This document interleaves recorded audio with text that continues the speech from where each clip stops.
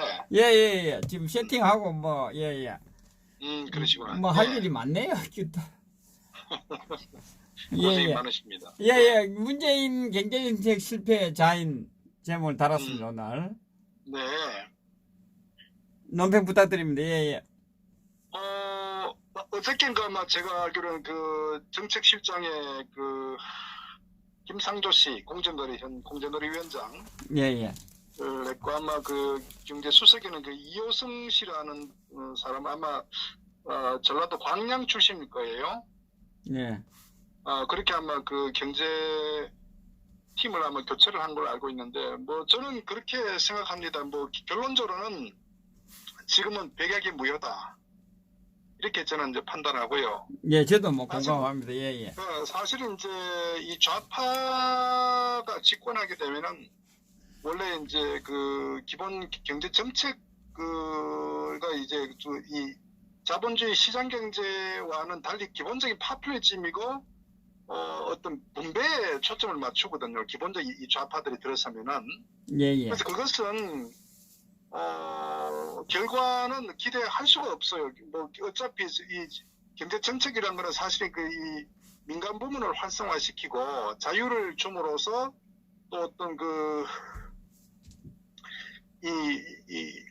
이 정부 규모를 축소를 하고 사실 어떤 뭐 뻔히 정해져 있어요. 사실 이 경제 정책에 대해서는. 그런데 이 좌파가 집권하면 항상 반대로 간다고요.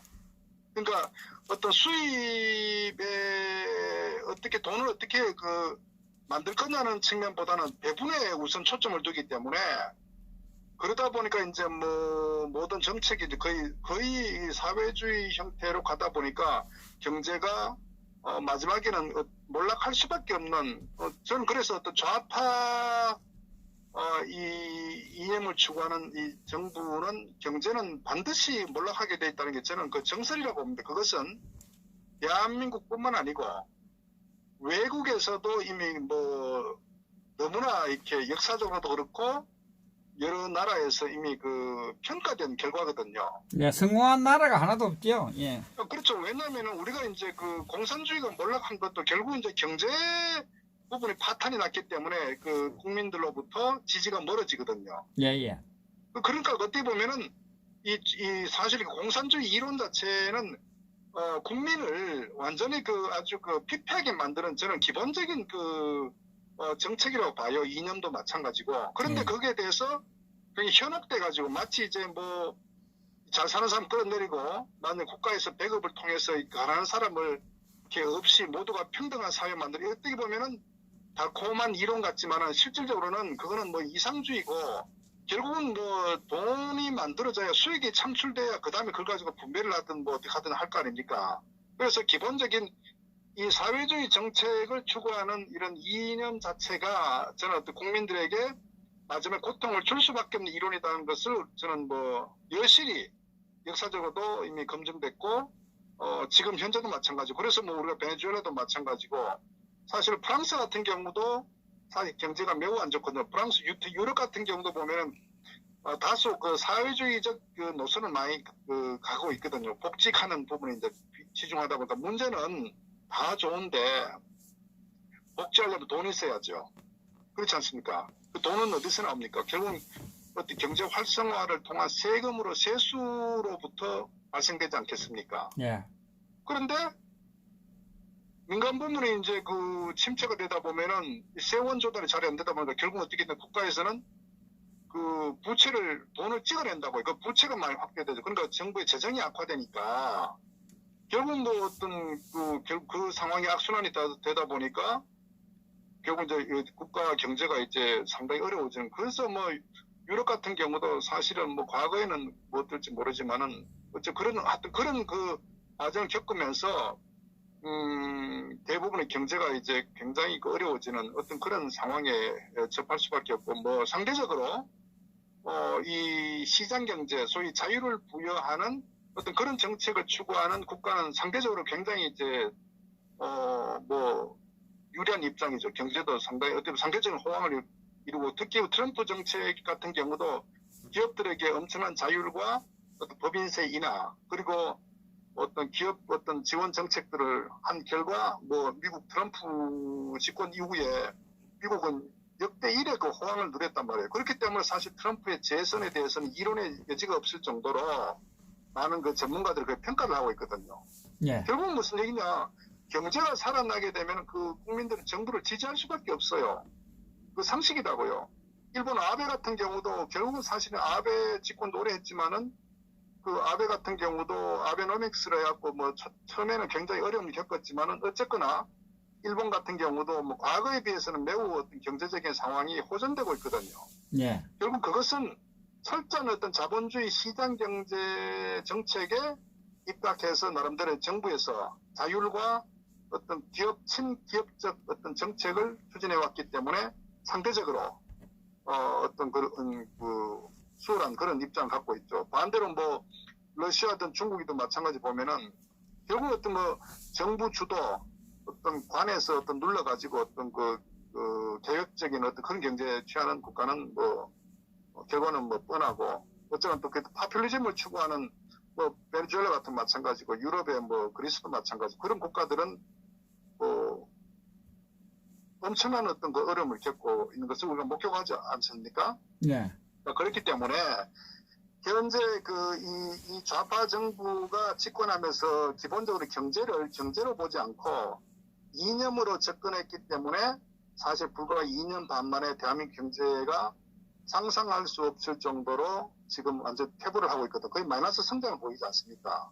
예. 여기다가 사실 또 더 문제가 뭐냐면 이 경제에 대한 부분은 사실 그 실물 경제도 많은 경험을 갖고 있는 사람이 와야 되거든요. 그래 학자들, 교수들 같은 경우 보면은 경제를 이론으로 접근하는데 물론 중요하지만 그러나 어떤 의사결정 과정에 있어서 그게 연습이 아니거든요. 경제정책은. 예. 그런데 장하성 씨 같은 경우는 사실은 뭐 막말로 뭐 전혀 어떤 경제에 대한 전문성과 어떤 그 실물적 이론에 대한 어떤 경험도 부족한 상태에서 그야말로 소득주도 성장 말도 안 되는 현실과 전혀 동떨어진 이런 글로벌 경쟁 하에서 대한민국 경제가 어떻게 나아가야 될지에 대한 개념조차도 없이 정말 어떤 그 민주노총이 좋아하는 그런 그 요구 사항에 부합하는 그런 어떤 정책을 썼기 때문에 대한민국 경제가 불과 2년 만에 상상할 수 없을 정도로 지금 나락으로 떨어졌다 이거거든. 그런데 결국은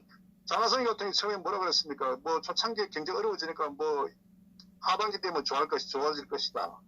또 뭐 소득주도 성장론이 뭐 어느 정도 시간이 연말되면 또 좋아질 것이다. 이렇게 계속 장하성이 같은 경우는 거짓말을 했잖아요. 그 네. 결과 1년 지난 후에 경질됐지 않습니까? 그리고 홍장표 같은 경우도 뭐 마찬가지로 결국은 뭐 전혀 어떤 이 자본주의 경제 정책을 실현한 그런 인물이 아니었기 때문에 결과는 뻔하죠. 그 다음에 이익이 경제팀이 누굽니까? 김수현이라는 사람. 김수현 그 사람 도시공학 전문가네요. 근데 이 경제 정책에 대해서는 청와대에서는 사실 거시 경제 정책을 입안해야 되거든요. 예. 어떤 글로벌 경제 상황을 어떻게 돌아가고 앞으로 이 구조를 어떻게 짜야 이게 좋을지 이런 어떤 경제 정책을 펴야 되는데 오히려 뭐 청와대 문재인도 마찬가지고 이 청와대 주사파 얘들 같은 경우는 여전히 소득주도 성장은 유효하고 오히려 더 좋은 어떤 실적을 내고 있다. 이런 아주 허위 이런 그 보도 내지 주장을 한 결과 지금 불과 또 뭐 교체한 지 얼마 되지 않았지만은 다시 또 3기 김상조하고 이호승이는 경제수석을 교체했지 않습니까? 그런데 김상조 씨 같은 경우도 마찬가지. 김상조도 우리가 보면 환경운동 전문가가 참여연대에서 환경운동을 전문으로 한 사람이라고. 그리고 이 양반이 학교에서도 이 무역학을 가르쳤기 때문에 저는 어떤 거시경제 정책이나 어떤 정책 컨트롤 타워하는 어떤 그 역할로는 매우 부적절하다. 저는 이렇게 판단하고 있어요. 예. 그리고 이호성 씨 같은 경우도 사실 관료 출신이라고 하지만은 저는 뭐 전라도 지역적 안배 차원에서 상당히 작동한 거 아니냐 이렇게 보고 있어요. 그러니까 사실 이 좌파는 인재풀, 경제 관료에 대한 풀도 굉장히 약하고 더더구나 저는 그 판단하는 것은 인물이 문제가 아니라 기본적으로 경제 정책에 대한 어떤 변화가 없는 상태에서는 백약이 무효다 이렇게 저는 판단하는 거예요. 네. 그러니까 그렇다면은 왜 그러면 이 문재인이가 사실은 얘들은 그 인사정책에 대해서 웬만해도 귀담아 듣지 않잖아. 자기 그냥 마이웨이로 가는 사람들 아닙니까? 예. 그런데 왜 어떻게 보면은 이거 바꿨느냐. 결국 내년 총선에 두 가지죠. 현재 이 경제정책이 자기들 스스로도 매우 심각하다는 것을 이제 알고 있는 거예요. 왜? 현재 더불당 내에서 총선을 내년 치러야 되는데 결국 총선표는 지역구에서 그 국민들의 어떤 그 민심이 중요하지 않습니까? 그런데 뭐 대부분은 이미 아시다시피 자영업 같은 문 대부분 다 닫았고 지금 그 중소 제조업이 있죠. 예. 제조업은 거의 40%가 거의 문 닫았어요. 그리고 중요한 거는 문을 닫지 않은 중소 제조업 같은 경우도 거의 뭐 가동률이 거의 반 이하로 떨어지고 물건이 안 팔리니까. 예. 근데 사람을 잘라야 되는데 이게 이제 또 이 정부에서 못 자르게 한다고요. 해고를 못하게 한다고요. 그러니까 이제 완전히 뭐 그냥 앉아가 망하는 그런 그 길로 가고 있는 게 현재 대한민국 중소 중견 제조업체의 현재 뭐 하나의 그 뭐 현황이다 이렇게 보는 거죠. 그러니까 이런 상황이 경제가 이제 심각하다는 걸 아니까 어떻게 하든지 틀을 막아야 되거든. 그러니까 그게 이제 그 더불당 내에서도 이 문제 심각성을 이제 인식하니까 청와대에다 경제팀을 이제 교체해라 이제 하는데 문제는 결국 이제 이 부분이 이제 그 말씀드렸다시피 총선 전략과 매우 밀접하게 관계 있다. 근데 저는 말씀드렸다시피 이 김상조나 이호승이라는 이 두 사람 자체가 역부족이고 기본적 노선의 어떤 그 변경도 줄 수가 없고 저는 생각이 나요. 그 노무현 씨가 그 이 집권 말기에 별명이 경포대였다고요. 네. 대한민국 경제만 그 당시에 유일하게 마이너스 성장을 했습니다. 그 클린턴 집권 시절에. 그러니까 세계 경제는 호황이었어요. 그 당시에 노무현이가 집권했을 때. 네. 그런데 대한민국만 마이너스 성장하면서 결국 많은 언론으로부터 이 노무현 정권은 별명을 경포대라는 사실 경제를 포기한 대통령이라는 별명을 얻었다고요. 물론 정치적으로도 실패했죠. 그리고 마지막에 저들이 스스로가 패족이라고 스스로 자인했잖아요. 네. 그러니까 그런데 이 문재인 좌파 정권은 노무현보다 훨씬 더 빠른 속도로 훨씬 더 이 좌경화된 훨씬 더 이념적 경제 정책을 추진해 왔기 때문에 실제 국민들이 느끼는 그 피부로 느끼는 체감 경제는 훨씬 더 어렵죠. 그리고 경제 지표도 노무현 때보다 훨씬 더 빠른 속도로 악화됐고 어떤 그런 그 수치적으로 지금 보여주고 있고 그래서 저는 경제 하나만 떼놓고 보면은 그 어쨌거나 대한민국의 경제 상황은 뭐 회복 불능이고 특히 좌파 이 세력들이 추진하고 있는 경제 정책 또 어떤 인물 고려했을 때 저는 100% 확신합니다. 백약이 무효입니다. 제가 어쨌거나 지금 빠른 속도로 지금 완전히 그 침체하고 있는 이 상황이 저는 이게 이제 점점 1년차, 2년차보다도 3년차에 더 어떤 어려워지기 때문에 굳이 예측한다면 연말 정도 되면 부동산 값도 굉장히 폭락할 가능성이 매우 크고, 뭐 주식값도, 이 주가도 마찬가지고, 결국은 이게 아마 금융위기로까지 치달을 가능성이 매우 크다. 그래서 어떻게 보면은 이 2020년도에 아마 총선 전에 아마 대한민국 경제는 그 상상할 수 없을 정도로 아마 위기 상황에 닥칠 거라 저는 그렇게 판단해요. 예, 예. 그래서 어쨌거나 이들의 어떤 이 경제 사령탑 바꾼 교체는 그만큼 총선을 위한 어떤 그런 차원인데 결과는 저들의 뜻과는 전혀 다른 결과로 아마 귀결될 것이다. 저는 그렇게 판단을 하고 있습니다. 뭐 어차피 뭐 그 이 자본주의 경제에 역행하는 행위를 시작부터 침하자부터 했지 않습니까? 그리고 돈 벌어들이는 건 하지 않고 분배부터 나눠 쓰겠다는 거 아닙니까? 당연하죠. 뭐. 그러니까 얘들이 지금 얼마나 그 머리가 나쁘냐면요. 예. 돌대가리 됐죠. 말씀드렸다시피 그 공산주의 체제가 망한 건 경제 때문에 망했거든. 쉽게 얘기하면은 예. 먹고 살기 어려우니까. 그리고 러시아가 붕괴된 거 아닙니까? 예. 그러면 중국 같은 경우도 과거에 어떤 이 공산주의 사회주의 노선을 걷다가 결국 이제 등소평하고 이제 그 70년대 혹은 80년 접어들면서 이게 이제 이래서는 안 되겠다. 사회주의에서 이 자본주의 어느 정도 수용하는 형태로 경제 정책을 대변하는 하거든요. 예, 예. 그래서 개혁 개방 정책을 추진하면서 중국 경제가 이제 어느 정도 좀 발전하는 그런 계기를 마련했단 말이에요. 그러니까 소위 저들도 그 사회주의 경제 정책으로서는 안 된다는 걸 이미 알고 있기 때문에 그건 이미 미국과 소련의 어떤 경쟁에서 결판이 난 거 아닙니까? 정책에 있어서. 그러니까 중국조차도 이 사회주의, 이 사유재산 제도, 사유재산을 그 인정하는 형태의 경제 정책을 이제 쭉 거의 경제는 자본주의 정책을 갖고 있죠. 중국 같은 경우. 그래서 이미 그건 뭐 끝난 사실이고 또 북한 같은 경우도 사실은 이 분배 정책에서 기본적으로 요번에 그 시진핑하고도 그거 아닙니까? 어떤 중국의 경제 모델을 이제 많이 배우고 싶다. 그러니까 옛날에 김정일이도 이제 중국 갈 때마다 이 상해 같은데 후동 지역이나 상해 같은 어떤 그 굉장히 발전한 그런 모습을 보면서 그 당시에 이 김정일이 한 얘기 있었잖아요. 경천 동지할 노릇이다.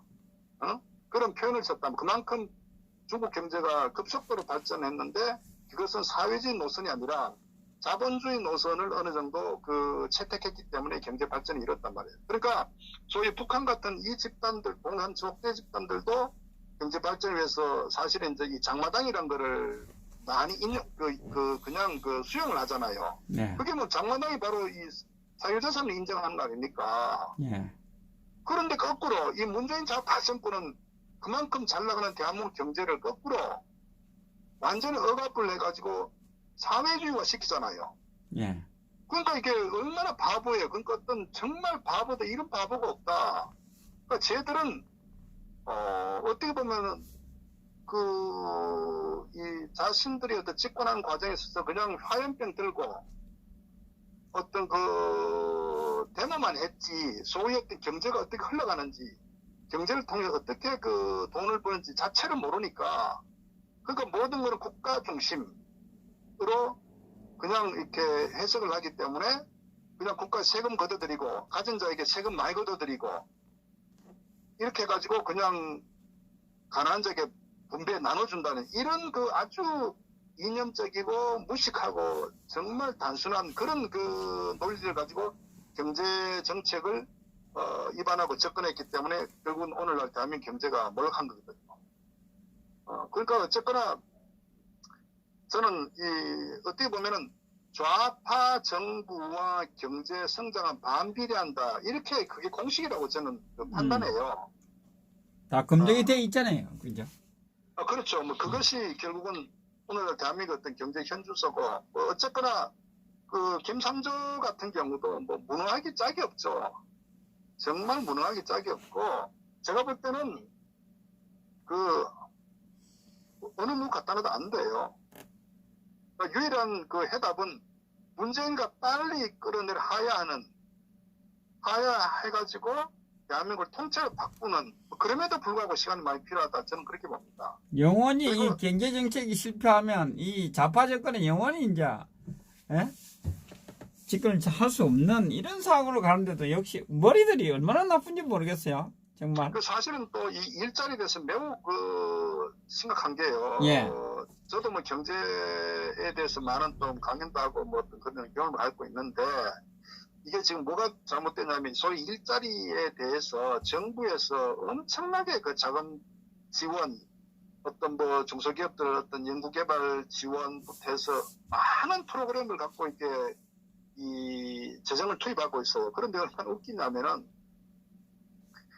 민간 기업 같은 경우는 일단 경기가 활성화가 돼야 거기서 이제 어떤 뭐 제품도 신제품 투자도 개발도 하고 또 그게 판매가 이루어짐으로써 경기의 선순환이 이루어진다고. 그런데 소위 소득주도 성장론, 그 다음에 대기업, 재벌기업의 어떤 글로벌 경제를 완전히 억눌러 가지고 경영권 침해 내지는 어떤 자신들이 어떤 완전 경영권을 행사하는 이런 형태로 가다 보니까 이 대기업에서 투자를 하지 않잖아요. 그리고 해외로 또 빠져나가 버리고. 그러니까 대한민국의 내수는 완전히 몰락 지경을 가고 있기 때문에 그러니까 어떤 중소 중견기업들이나 소상공인 자영업자들은 도저히 뭐 회복할 수가 없다고. 이 상태에서는 백약이 무효라고요. 그런데 안 되니까 결국 얘들이 정부 예산을 가지고 중소 중견기업들 이 급여를 지원해 준다고 하고 또 경기도에 그 이재명 같은 경우는 청년들에게 말이야, 무상으로 돈을 뭐 40만 50만 원 준다거나, 이건 사실은 그 정말 국가 세금 갖고 이렇게 국민들의 용돈 주는 거거든요. 그건요, 그러니까 결국 그렇게 되면 이제 그 청년들이 취업을 포기를 해버린다고요. 포기를. 그러니까 이제 어떻게 보면 뭐, 이 중소 제조업체들 같은 경우는 뭐 이미 가동률이 떨어지니까 문을 닫는데 이제 부도나서 문 닫느냐 아니면 스스로 문 닫느냐인데 문제는 뭐 방법이 없죠. 그러니까 뭐 어느 정도 중견기업들 같은 경우는 이제 그래도 사업을 접지 않으려고 하는 중견기업들은 해외로 베트남이나 뭐 어떤 미국이나 뭐 이런 남미 쪽으로 빠져나갈 이 상황이거든요. 그러니까 얘들이 하는 정책을 보면은 숨통을 끄는 막아놓고 그 다음에 주머니에다가 돈 찔러주는, 이게 될 수가 없는 거예요. 그러면서 현재 공무원 증원은 또 엄청나게 하고, 그러니까 이게 나라 경제가 사실 공무원 같은 게 대한민국 인구 대비해서 현재 공무원이 100만이 넘었지 않습니까? 그런데 대한민국 공무원은요, 저는 개인적으로 한 10만 명 정도 줄인다고 주장하는 사람입니다. 일본이 그 1억 한 3천 정도 되는데 공무원이 30만 정도 아닙니까? 그러니까 공무원이란 거는 모든 정부 세금으로부터 이게 그 공무원을 유지시키기 때문에, 또 그 사람들은 정년 보장이 되고, 그 다음에 연금부터 포함해가지고, 결국은 대한민국의 미래를 완전히 그 숨통 끊어버린 정책이거든. 그래서 사실은 그 당시에 박근혜 대통령 재임 시절에 이 공무원 연금개혁, 소위 뭐 연금개혁이지만은 이게 그 엄청난 노력을 한 거 아닙니까? 근데 그걸 다시 완전 복귀시켜버렸잖아요. 그러니까 사실은 이 공공기관을 엄청나게 줄여야 되고, 그 다음에 이거를 민영화시켜야 되거든. 민영화시키고 경쟁체제로 돌입시키고, 이렇게 해야 사실 어떤 그 경쟁력이 확대가 되는데, 얘들은 지금 반대로 좀 국영화시키는, 그 다음에 민주노총의 어떤 주장을 수용해가지고 웬만하면 어떤 그 최저시급도 마찬가지고 사람도 함부로 해고 못 시키도록 하고, 그러니까 이거는 그냥 망하자는 거예요.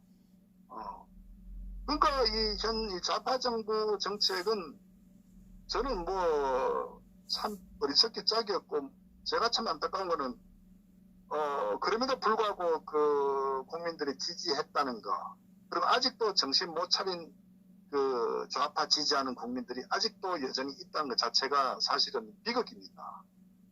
제가 오늘 저 하나 뼈저리게 느낀 게 뭐냐면은, 그 우연히 그 좌파 토론한 유튜브를 봤는데, 얘들은 아직도 전혀 정신 못 차리고 있어요. 쟤들은, 제가 하나 재밌는 에피소드가, 내년도 총선 때 TK 지역의 어떤 이 주민들을 해방시켜야 된다 그러다, 해방을. 광주 애들이, 전라도 애들이. 그러니까 제가 그걸 보면서 한편으로는 이 대한민국에서 함께 살기 매우 어려운 어떤 뇌 구조를 가지고 있구나. 이게 단순하게 뭐 정부의 뭐 좌파층도 우파층도 아니라 어떻게 보면 극단적으로 그 대한민국 국민인가 싶을 정도로 의심이 들고, 저들의 어떤 뇌 구조는요, 우리 일반 국민들이 특히 보수 우파 국민들의 생각하는 거하고는 매우 다릅니다. 매우 달라. 그 순진하게 생각하면 안 돼요. 저들은 영남을 해방시켜야 된다는 생각하고 있어요. 내가 그런 용의들이 TK 지역, 특히 경북 지역, 아둔한 경북 지역, 이 도민들을 해방시켜야 된다 표현을 하더라고요. 그래서 이게 지금 이런 사고를 갖고 있는 국민들이 또 어떤 뭐 특정 지역에 거주하는 사람들의 사고 방식이라는 것을 우리가 알아야 되고, 특히 저들이 이 좌파가 아무리 개판을 쳐도, 문재인이가 아무리 개판을 쳐도 저들은 지지합니다. 그게 대한민국 현실이라는 것을 좀 깨달아야 된다고요.